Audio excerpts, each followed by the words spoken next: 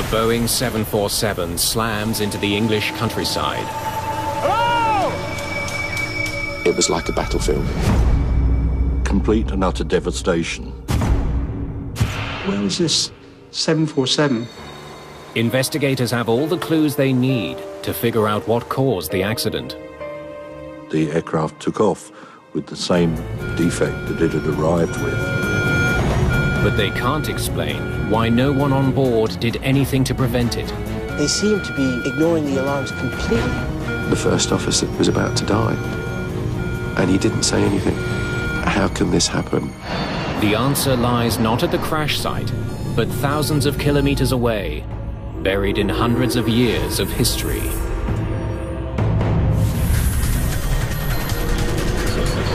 Mayday, Mayday.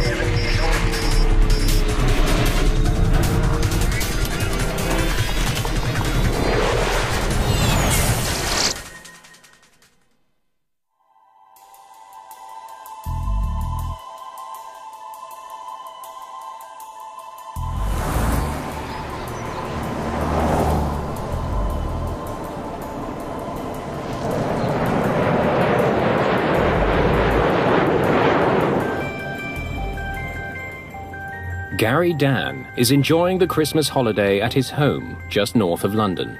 I told you I don't like them. It was a Christmassy family get-together. It was just exchanging presents. And that's when I heard the noise of the plane coming over.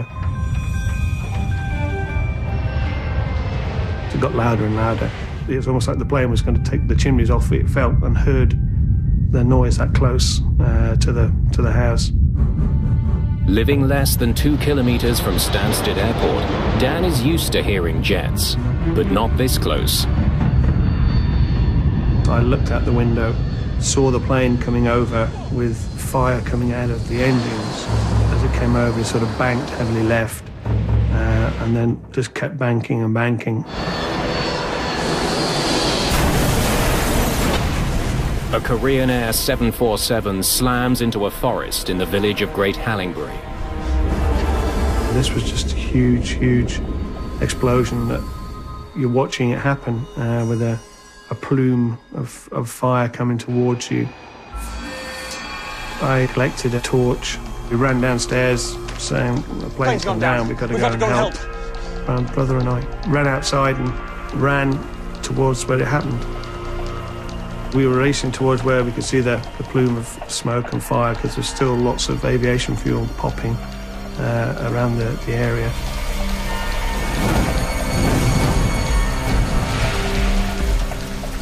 We ran and jumped into a very large crater, just shouting out, Hello! You know, any survivors, please shout. Hello!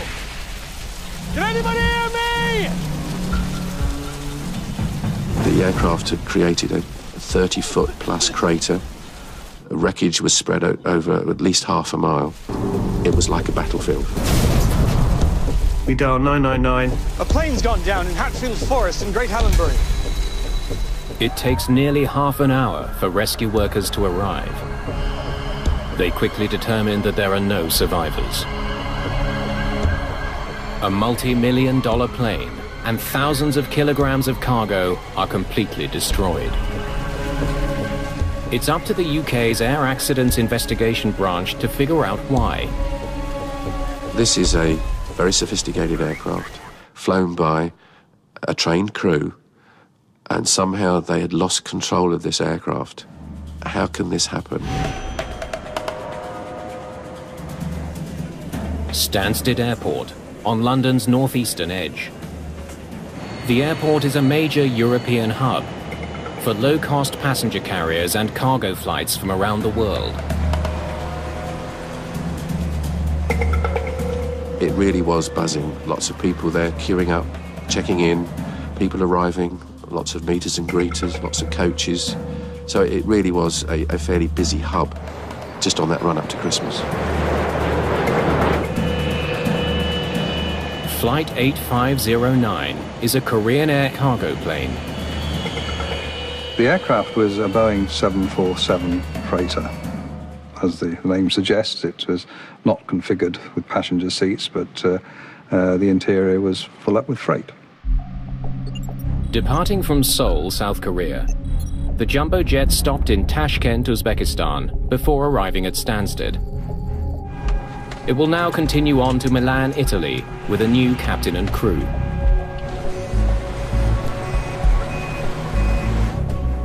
In the hold, a load controller directs the offloading and onloading of cargo. He makes sure that the more than 63,000 kilograms of freight is stowed safely and securely. More than just stacking boxes, the job can have a critical effect on the flight characteristics of the plane itself. Loading the aircraft has to be done in a manner that keeps the weight distribution within limits, so that you can't put all the heavy stuff in the back and all the light stuff in the front, for example, because it would tend to tip up and make control difficult, and that would be very dangerous.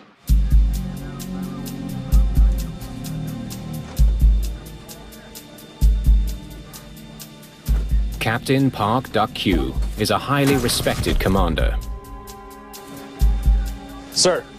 And a former colonel in the Korean Air Force, with thousands of hours of flying time on the 747. Park Hun-kyu is Flight 8509's flight engineer, responsible for monitoring the aircraft's mechanical systems. First Officer Yoon Ki-sik is new to the 747, with 195 hours flying time on the aircraft. On this night, there were the 3 crew and a Korean engineer. The engineer has overseen some minor maintenance work on the aircraft and will now accompany Flight 8509 back to Seoul. All right, gentlemen, if departure goes smoothly, we may just make our scheduled time. Let's proceed. Stansted clearance delivery. Korean Air 8509 requesting clearance to Milan. Korean Air 8509, we have no flight plan. Cannot clear you. Copy that. Stansted, stand by for flight plan. Every commercial airplane needs to file a flight plan before it can leave the ground. Contact our people and get them to refile the flight plan. Hurry up. Ground control. Korean Air 8509 must wait while the document detailing their planned route is filed. As far as the air traffic control system is concerned, it's just another aeroplane. It has to obey all the same operational rules and procedures as any other aircraft, passenger or freight. Korean Air 8509 cleared to Milan via Dover. Romeo? Korean Air 8509 cleared the Dover 6 Romeo, squawk 2230. Now nearly an hour behind schedule, the crew gets clearance to taxi. It's 6:25 p.m. Korean Air 8509, line up on runway 23. Position and hold, runway 23. Korean Air 8509. Captain Park is well aware they have no hope of arriving in Milan on time. Korean 8509, clear takeoff, runway 23. Finally.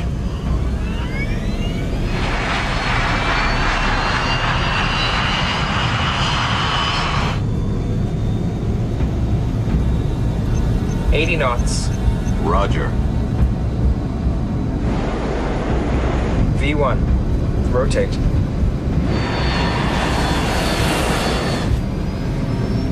The plane takes off from Stansted Airport at 6:36 p.m. Positive rate confirmed. Gear up. Gear up. Passing 900 feet. The aircraft had taken off and climbed to about 2,500 feet. Shortly after takeoff, the aircraft was making a turn. Left turn at 1.5 DME. Copy that. Left turn at 1.5 DME. The aircraft started its turn to the left. Heading standby, sir. Heading 158. The captain's artificial horizon tells him that the plane isn't turning. Bank's not working. Bank! Bank! Look! Bank!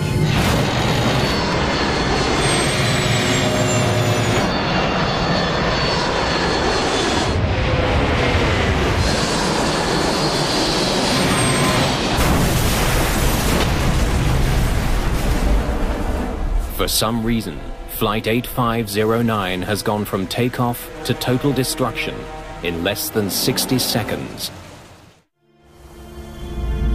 Korean Air Flight 8509 lies in pieces just a few kilometers from one of the busiest airports in the world. We had no wreckage, really, that was above knee height. Where was this 747? After any major crash, Britain's Air Accidents Investigation Branch deploys a safety specialist to the site. I'd like to take a look around if I could. Sid Hawkins' job is to assess the level of danger at the crash site. One of the key things to do is to get investigators into site to start work. And for somebody like me who's looking after their safety, there's always a challenge for me to try and hold them at bay until we've done our initial site assessment. His first concern, the 30 tons of fuel the 747 was carrying on takeoff. Is that fuel still on site? If it is, that poses quite an immediate hazard for the team there. In addition to that, what sort of cargo are we dealing with? Are we dealing with just general cargo, or are we dealing with dangerous goods? Let's shut down the scene for the night. It's too dark and dangerous. Notify your people. There was no lighting, and it actually was very, very dangerous for the investigators and the rescue services. Investigation of the crash site will have to wait till morning. But before they leave the area, they make a key find. One of the plane's 2 black boxes. This was crucial, the discovery of the recorders on the day. The cockpit voice recorder is extremely important dealing with any accident where we have no crew that survived. It tells us what they were saying, it gives us an idea of the environment in the cockpit, and it records the sounds from the cautions and warnings that go off in the cockpit. But this black box has suffered extreme damage. It's too soon to say whether the CVR holds valuable clues that could help explain the sudden crash, or if the last recorded moments of Flight 8509 are gone for good. Bank!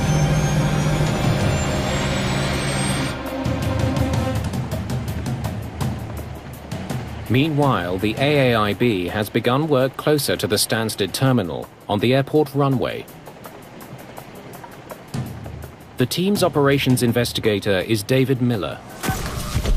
We had been out on the runway, having received a report from the airport that the runway was covered in debris. With Miller at the airport is engineering investigator Steve Moss. The things that go through your mind are possibly what's known as an uncontained engine failure, which means that the engine has burst and left bits on the runway. Investigators wonder if the plane actually began to disintegrate on takeoff. Among the small pieces of wreckage on the runway is an especially chilling piece of evidence. Something that looked very much like a human jawbone.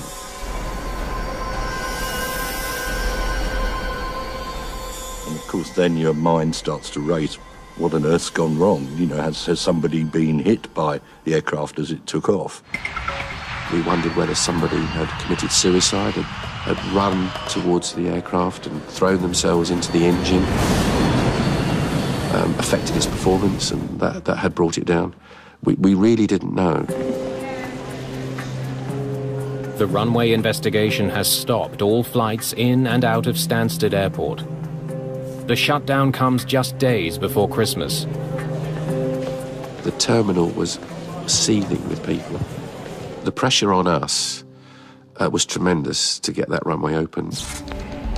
Korean airline representatives arrived at Stansted Airport this morning. They're here to talk to accident investigators, both to try to assess what's known about the crash as well as to answer questions. And there are sure to be a lot of questions. The destruction of Flight 8509 is the 5th major accident for Korean Air in the past 2.5 years. If the AAIB can figure out what happened near Stansted, they may be able to break this deadly pattern.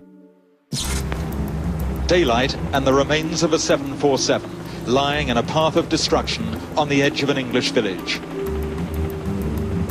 was a very confusing debris field.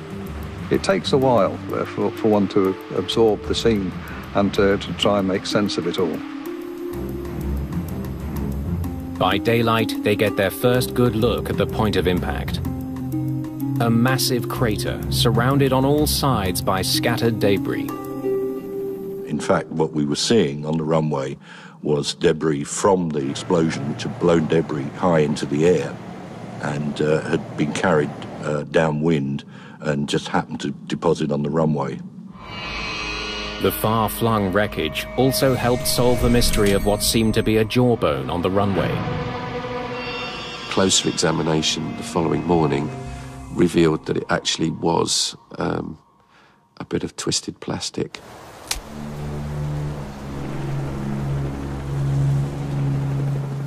Safety specialist Sid Hawkins now turns his attention to the shattered remnants of the plane's cargo. If you can imagine 40, 50 tons of cargo, almost all of it packed in cardboard boxes, and the explosion being so severe that every piece has been destroyed. And it gives you an indication, really, of just how severe this explosion was. He needs to know if any of it poses a risk to investigators. We had a consignment of corrosive materials. Hawkins learns that Flight 8509 also carried military detonating cord, 2 tons of whiskey, color printer cartridges, even an X-ray machine. But he soon establishes that none of it poses a serious threat. We're able to determine that the dangerous goods from this aircraft had all been destroyed. But there is one more significant risk Hawkins must assess, one that stems from the design of the plane itself. We know that this aircraft carries depleted uranium in its tail section, both in the rudder and in the elevators. The 747-200 series uses depleted uranium as ballast to improve stability in flight. But tests show that none of the radioactive material has escaped. You feel then that it's safe enough for the guys to start work. Meanwhile, investigators are still trying to learn if the aircraft broke up before crashing. I did see a glow, which could have been the plane alight. I noticed the engines were on fire before it hit. I explained to the investigators that when I looked out the window, I saw the plane coming over, and then I saw flames coming out of an engine. Dan's observation raises the possibility that the left side engines flamed out, causing the plane to roll to one side.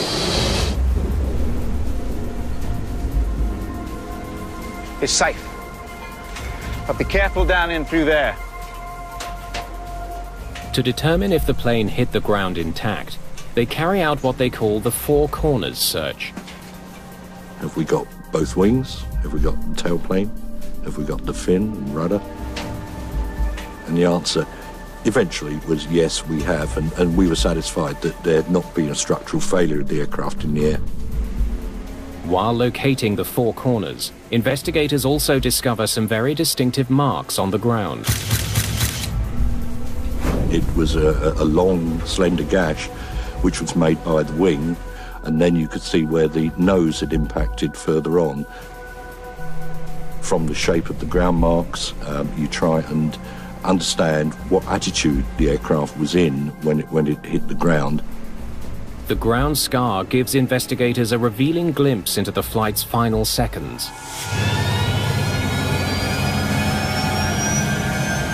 The aircraft struck the ground at high speed, steep left bank, steep nose down, and it's an almighty amount of energy. Of course, it could be that somehow or other the pilot's been misled by his instruments and has become what we call disorientated. The team brings some of the aircraft's instruments back to the AAIB labs for examination. We found a few pieces of the ADIs.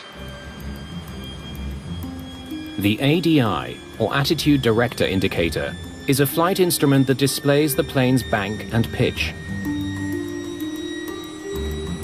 When you're flying at night in cloud, there are no visual cues.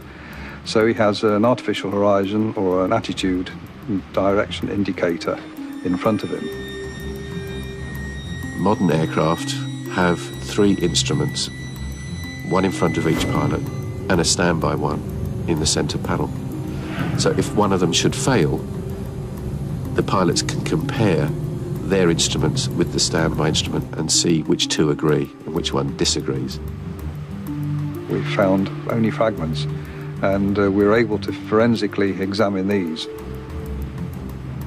They discover that the captain's artificial horizon seems to have malfunctioned. It was showing the plane flying level at the point of impact. That contradicts evidence found at the crash site. But without the plane's flight data recorder, investigators can't explain the discrepancy. What we needed was that recorder to give us the confirmation of the exact flight path of the aircraft. Pre-flight maintenance records would normally shed some light on the situation, but not in this case. Technical log from this flight was not available to us. It had been destroyed in the impact, and unfortunately, a copy was not left at Stansted. It should have been.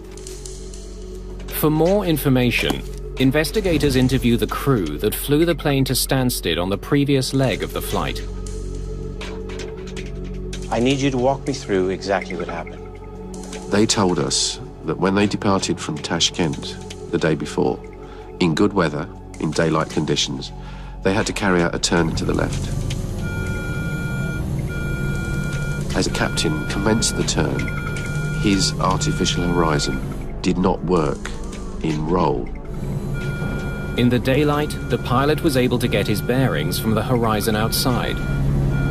But in order to resolve this issue, the captain selected number 3 as his source, and his instrument worked perfectly. They continued the flight and landed uneventfully at Stansted. After landing, the inbound crew left the terminal before the replacement crew arrived. The normal practice is if a inbound crew were to meet the outbound crew, there would be a verbal handover, a debrief, if you like, of the state of the aircraft. But that didn't happen. Instead, the only person that heard about the ADI problem is the Korean Air maintenance engineer. Okay, I'll have a look. Korean Airlines had dispatched an engineer to take charge of any work that needed to be done on it. The Korean engineer didn't have the tools he needed for the job, so he enlisted some local help. I need you to remove the captain's ADI. The story of the repair only deepens the mystery. The inbound crew knew they had a faulty instrument and they had it fixed. And yet on takeoff, Captain Park's artificial horizon did not work according to the evidence found at the crash site. The Korean engineer is dead. The only person they can ask about the repair is the British mechanic who helped him. The locally based engineer told us he removed the instrument from the panel, unplugged the wires at the back. All right, that's our problem. Can you reset the pin? And found what he believed to be a problem with the connector pins at the back of the instrument. He replaced the connector in the right way, put the instrument back into the instrument panel, and then carried out a test. Looks good. As far as the engineer was concerned, the problem was solved.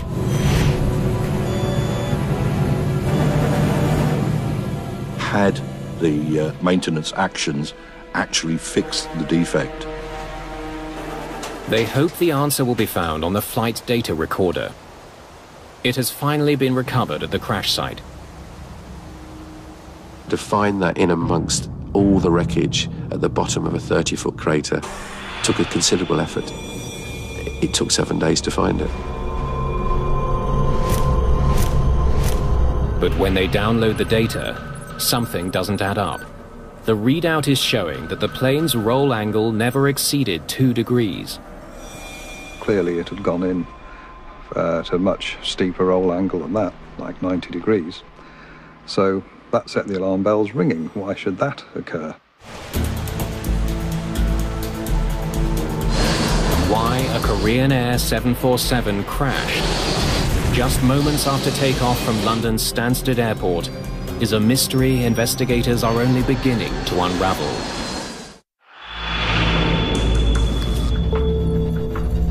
The flight data recorder from Korean Air 8509 reveals that the faulty ADI reported by the previous crew seems not to have been fixed after all. They need to understand how the fault in the plane's navigation system was for some reason misdiagnosed. How exactly did your crew report this problem? Upon landing, the inbound crew's flight engineer noted the problem with the ADI by entering a code in his technical log. He then mentioned it to the maintenance engineer. Okay, I'll have a look.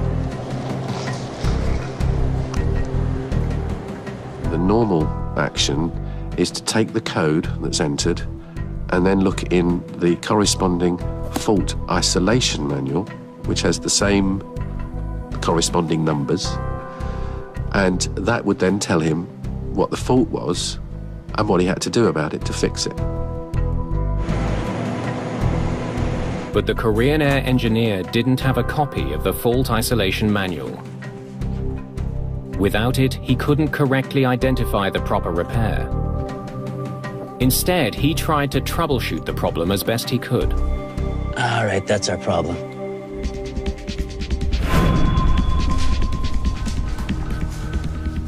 This is when we go into the detailed evaluation of the aircraft manual, the component manuals, right down to the wiring manuals.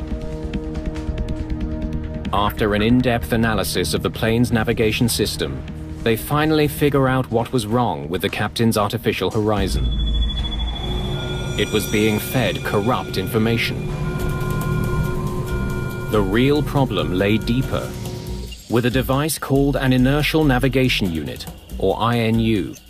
Units deep inside the airplane send pitch and roll data to the captain and first officer's ADIs. Investigators conclude that one of the INUs short-circuited. It simply ended up in corrupting the roll information that was fed to both the flight data recorder and the captain's ADI. All the maintenance work done on Flight 8509 was misdirected. What they had repaired was never the problem at all. Really, they were barking up the wrong tree. I need you to remove the captain's ADI. If the fault isolation manual had been available, they might have deduced that the correct maintenance action was to replace the number 1 INU, not the captain's ADI. The rectification action was completely ineffective. The aircraft took off with the same defect that it had arrived with. An instrument failure is a rare occurrence. However, crews are trained to deal with it. Checking each of the 3 ADIs should have allowed the captain to identify the problem. The recorded flight data shows that both the first officer's ADI and the backup instrument displayed the plane's correct bank angle. Only the captain's artificial horizon was wrong. How the crew dealt with that defect in the seconds after takeoff could be the key to understanding why the flight ended in disaster. Investigators finally have new insight into those crucial last moments. Sir. AAIB technicians have salvaged the recording from the badly damaged CVR. 대답해. 얼마나 연결될 것인지 그들이 묻고 있어. 네가 말하기 전에 그들이 무엇을 말하고 있었는지 확실해. One of the most important things that was on that recorder was the sound of a warning horn going off in the cockpit as the aircraft departed from Stansted.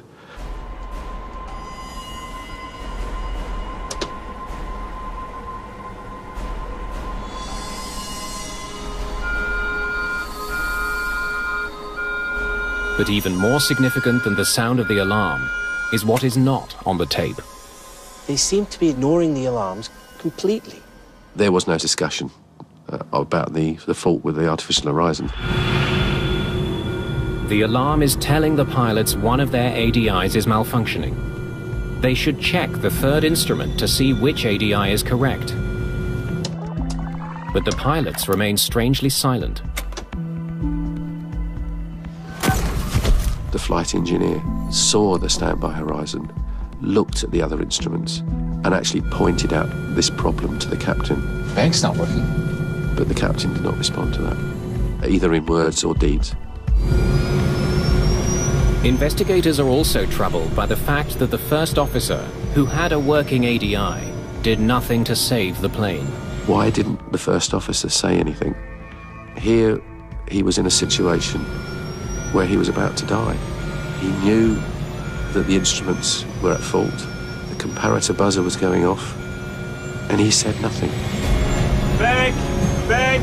The co-pilot should have said to the captain, your ADI is not reading correctly. He should have forcefully said to the captain, mine's correct, I have control, let me take control.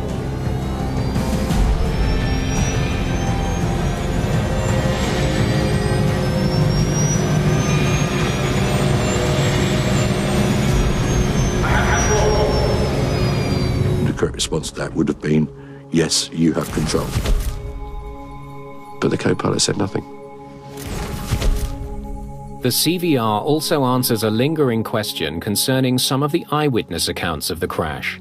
The CVR gave no indication that there was a fire on board the aircraft.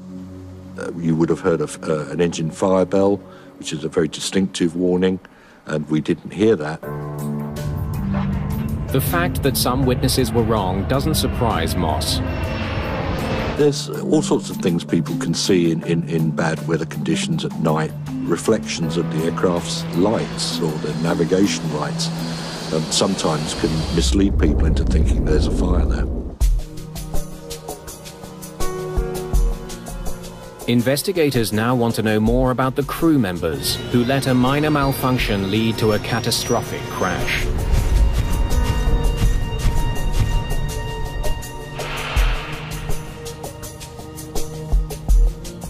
We listened to the words on the tape, but of course they were in Korean. We had the translation in front of us, but it was very difficult to determine the tone of what was said and how it was said. And we had someone who spoke Korean listening to this conversation, telling us the social interaction between the two crew.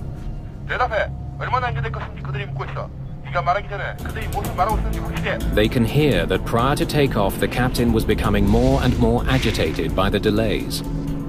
Korean Air 8509, please explain your delay. Answer them. They're asking how long the delay will be. Make sure you understand what they're saying before you speak. Stansted clearance, standing by for new flight plan for Milan. The captain was very overbearing. He was very critical of the first officer. And the first officer was quite subservient in this conversation. He did all the listening, the captain did all the talking.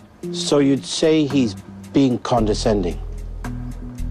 Miller can't help but wonder what would have happened if the captain had listened to the engineer's warning. He wants to know if there was enough time to save the plane. Using a flight simulator and data from the flight recorder, they recreate the entire flight. The simulation reveals that impact with the ground was not inevitable. It was possible, just possible, to recover the aircraft about 500 feet above the ground, doing about 260 knots, at 80 degrees a bank. If you knew what was happening, you could have just recovered the aircraft, just skimming the ground in doing so. The results convince Miller and his team that they need to better understand how Korean Air trains its flight crews. It was obvious from this accident that the crew interaction played a big part in this accident, so we needed to go to Korea to see how the crew were trained. In Korea, Miller gets an opportunity to observe Korean Air flight training firsthand.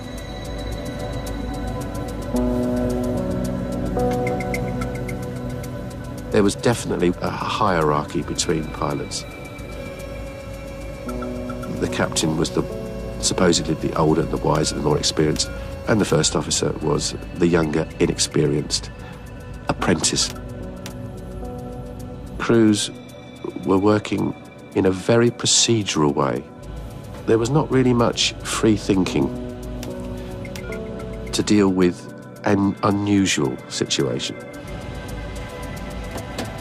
The crew dynamic observed in the Korean training session is strikingly similar to what was recorded in the cockpit of Flight 8509. Investigators dig into Captain Park's personal history. A lot of the captains in Korean Air were people that had developed their skills in the military. Captain Park had been a colonel, a pilot with a distinguished career flying small, lightweight fighter jets. Korean culture at the time suggested that these pilots needed to hold a position that was commensurate with the rank that they had when they were in the military. So it would be a great loss of face for a colonel in the military to be given the job of a first officer. He would go into the company as a captain. Park became a captain even though his experience was flying solo in fighter jets, not as part of a crew on large commercial jets.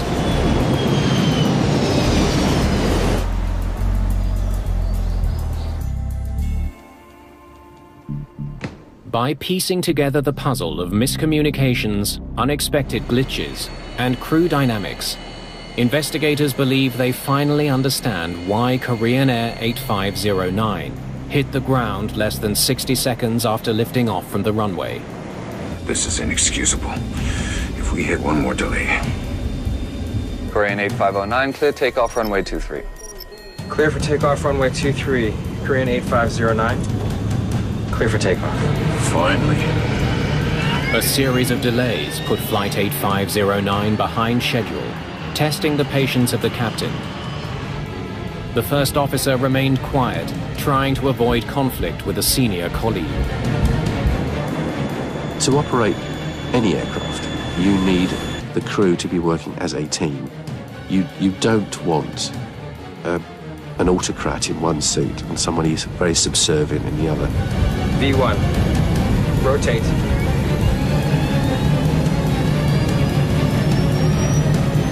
Positive rate confirmed. Gear up. Gear up. You have to have the crew talking to each other, feeling free to comment and criticise if necessary what the other's doing. The critical moment came as the captain turned his control column to the left. His artificial horizon didn't move. And that would have been very confusing. He would have wondered why. And in fact, what he did was put more bank on and more bank and continued to increase the turn rate. Bank! Bank! The flight engineer knew that the aircraft was starting to bank at an extreme angle. But Captain Park ignored all warnings. In fact, he had received a reprimand some months before because he had not correctly followed an instrument departure procedure. And we think that this was uppermost in his mind, that he had to follow the correct procedure to avoid getting another rap across the knuckles, I suppose. To make matters worse, he had no visual reference and likely couldn't feel the drastic bank. If the instrument is saying, no, you're straight and level, then that's what you believe, even though the aircraft is banked at quite a high angle. Crews are trained to trust their instruments and not their senses. Captain Park trusted his ADI in spite of overwhelming evidence that it was wrong. The first officer should have said to the captain, look at the warning buzzers going off. It's very difficult to understand his reactions or lack of reactions. But I think a lot of it is embedded within the culture I was at that time. Fearing dishonor more than death itself, the first officer did not dare criticize his captain, or even attempt to correct his actions. This crew were not operating as a crew, they were operating as one man with a couple of assistants. The aircraft just continued to roll. 30 degrees, 40, 50, 60, 70, 80, 90 degrees of bank. Investigators now suspect that the seeds of the deadly crash were sown hundreds of years before the 747 ever left the ground. Sir. For centuries, a rigid class structure based on social hierarchy defined Korean culture. Investigators have come to see how the Korean military, an honor-bound institution, has strongly influenced commercial aviation. It's now clear that strict adherence to cultural norms put the crew of Korean Air 8509 in danger from the moment they entered the cockpit. It's very difficult to overcome entrenched cultural values. The different stature of the two pilots was also reinforced by a disparity in military rank. We believe that the cultural values within which these two people were raised was overwhelming in this instance. The relationship between the two pilots was not that of equals. Just 2.5 years earlier, a Korean Air flight went down in the South Pacific, killing more than 200 people. Korean Air had been going through quite a rough patch. One of their aircraft had been involved in an accident in Guam. Poor crew communication and long-standing rules of hierarchy had also contributed to the crash in Guam. Their reputation was not good. Then this accident had come along. The US military stops using Korean Air to ferry its personnel in the Pacific region. The airline comes under strict scrutiny around the world. With the crash of Flight 8509, Korean Air's reputation is in ruins. At a news conference, the Korean airline officials made the startling admission that military pilots, many of whom were recruited by the airline, sometimes take unnecessary risks. Despite all the negative publicity for the struggling airline, investigators see a way to help Korean Air overcome its safety problems. I think all accidents have a lesson or lessons to be learned that will improve aviation safety. The AAIB recommends that all imported training materials be modified to better accommodate Korean culture. Korean Air's training programs are radically overhauled to improve pilot performance and foster a completely new culture within the cockpit. After the accident in 1999, Korean Air, I believe, entered into a significant program to improve its safety record. That company have introduced a much more rigorous process, and they really have invested very, very heavily in the flight safety aspects that came out of this accident. In this case, the issues of communication, the issues of how aircraft are maintained, and also the very important conclusions regarding cockpit resource management. The statistics show that the safety record of Korean Air since these events around 1999 is such that it is now regarded as a very safe airline. As a direct result of the crash of Flight 8509, Korean Air has been completely transformed. Since 1999, the airline has not had a single crash or fatality. It has become one of the most highly regarded airlines in the world.